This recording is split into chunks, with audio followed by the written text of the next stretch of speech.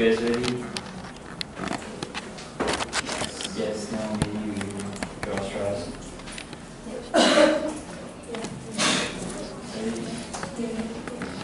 Okay, so in our framework, the precautionary principle. Okay, the precautionary principle is the best way to ensure harm to not outweigh the benefits. Which, when actively reduces threats of harm to the environment or human health, precautionary measures should be taken even if some cause and effect relationships are not fully established scientifically, since the precautionary principle is a fast way to measure if it's safe. And yeah. The principle applies to human health and the environment. The ethical assumption in the precautionary principle is that humans are responsible to protect, preserve, and restore the global ecosystem on which all life, including our own, depends.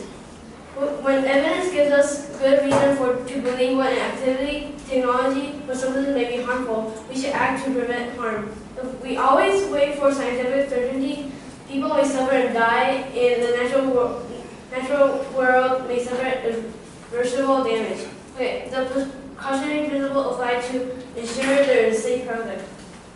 Technology is a mixed blessing. The seeds and pesticides may be better, but they may have expected and desirable side effects. Technological optimists tend to ignore these consequences, which the precautionary principle is one of the best applies to ensure that there is safe product. And the precautionary principle emphasizes the importance of unintended, unexpected, and unwanted consequences and the critical need for foresight. Evaluating fuel packages. It is dangerous and inadequate to respond only to those effects that look dangerous, that have already been demonstrated by sound science or otherwise to be so. Those effects that instead, we must look forward to anticipate problems not now invented, but which with hindsight would have wished to have known about. And our other argument are pigs. Transgenic pigs have 23% reduction in N6 fatty acids, and that cause many disease and 3 times higher rates of omega-3 fatty acids compared to wild non-transgenic pigs. The concentrations of total N3 fatty acids in tail tissue of the transgenic piglets were 3-fold higher than in the wild type piglets, and showed a 15-fold and 4-fold increase. The concentration of total N6 fatty acids in the transgenic piglet was reduced by 23%. There was 5-fold reduction of the N6-N3 ratio and half transgenic piglets compared with wild-type piglets. So this shows how transgenic pigs have benefits and reduces much acid, so it will be healthy to humans. And GMOs are bad, which GMO use have direct impacts on human and wildlife, leading to increased runoff, pollution, and damaged soil. Which one of the examples, glyphosate is not made any genetic modification. Instead, crops that equal Roundup Ready are genetically modified to withstand drenching with this weed killer. The Roundup Ready kills the amphibians like frogs, which causes cancer, endocrine disruption, damage to DNA, and reproductive and developmental damage in mammals, even at very low doses. So Roundup Ready causes a lot of effects, which ends up with wetlands and kills a lot of animals. So studies prove that Roundup Ready is bad, which crops are bad.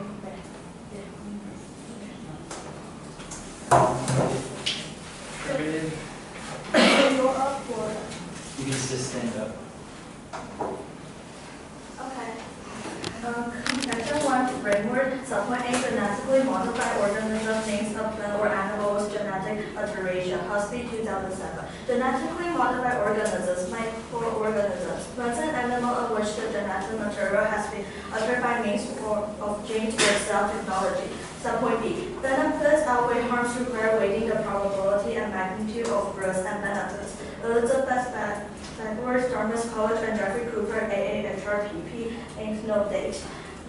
The probability of harm relative to the probability of benefit should be determined, as well as the relative magnitude of risk and possible benefits. Subpoint C. The precautionary principle is contradictory and should be applied to itself. Denial of GMOs poses risk and should be rejected.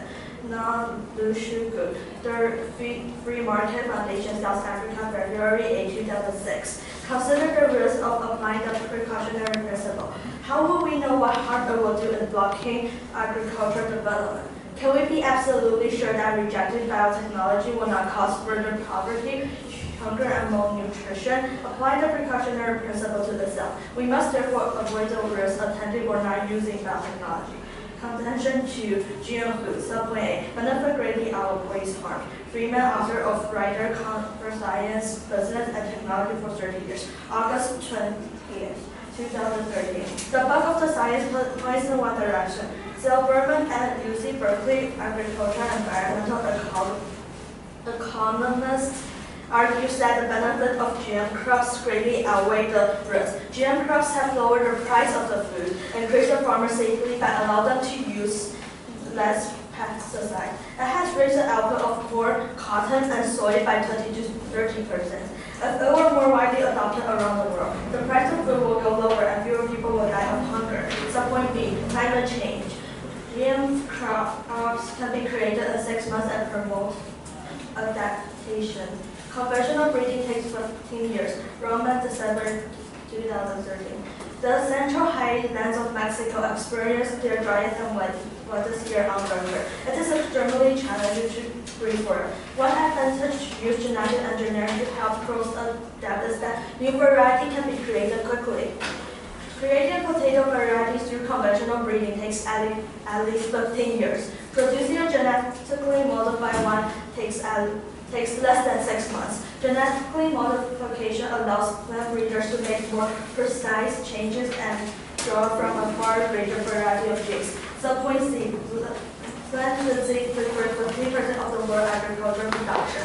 GM-resistant crops that do not require fungicide are the solution. Roman, December 2013. GM crops could be helped to protect the world's food supply. Plant-resistant potato will be one of the first major food genetically engineered to incorporate defenses against plant diseases, which annually decrease up 50% of the world agricultural harvest. Despite the heavy use of fungicide, the leaflet and other plant diseases ruin an estimated 50% of the world's potatoes. Stem drugs, a fungal diseases of wheat has spread. Banana are